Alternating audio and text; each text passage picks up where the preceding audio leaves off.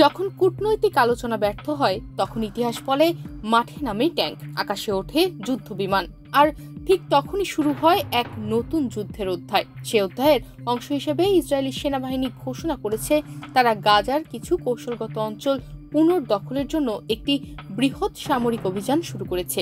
এই অভিযানের নাম দেওয়া হয়েছে অপারেশন গিডিয়নের চ্যারিয়ার্স।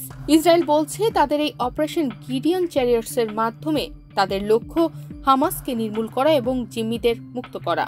এবার ইসরায়েল জানিয়েছে যতদিন না শেষ বন্দী ফিরে আসবে ততদিন পর্যন্ত এই অভিযান চলবে।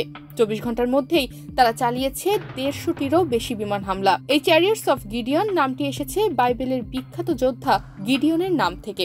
গিডিয়নের মতোই ইসরায়েল এবার গাজার ভিতর ঢুকে এলাকা দখল রাখতে চায়, বেসামরিকদের দক্ষিণে পাঠাতে চায় এবং হামাসকে চাপ দিতে চায় মানবিক ত্রাণ ব্যবস্থার ওপর।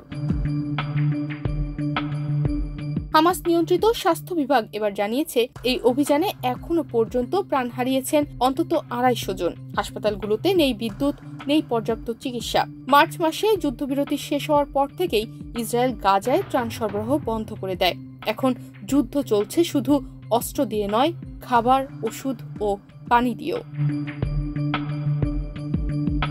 জাতিসংঘের মানবাধিকার প্রধান ভলকার টার্ক এ বিষয়ে বলেছেন, এই অভিযান জাতিগত নির্মূলের মতোই ভয়ঙ্কর আর তা আন্তর্জাতিক আইনের পরিপন্থী। এদিকে ডোনাল্ড ট্রাম্প বলছেন গাজায় বহু মানুষ না খেয়ে আছে।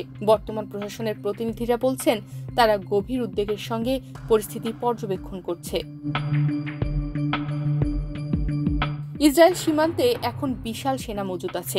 আকাশে যুদ্ধবিমান, ভূমিতে ট্যাঙ্ক এবং আন্তর্জাতিক চাপের মুখে দাঁড়িয়েও তারা থামছে না। এই যুদ্ধে হারানোর জন্য শুধু জিম্মিরা নয়, হারিয়ে যাচ্ছে একটি প্রজন্ম, ভেঙে পড়ছে মানুষের বিশ্বাস। নেটিজেনদের এখন একটাই প্রশ্ন, এই যুদ্ধে সত্যিকারের জয় কার?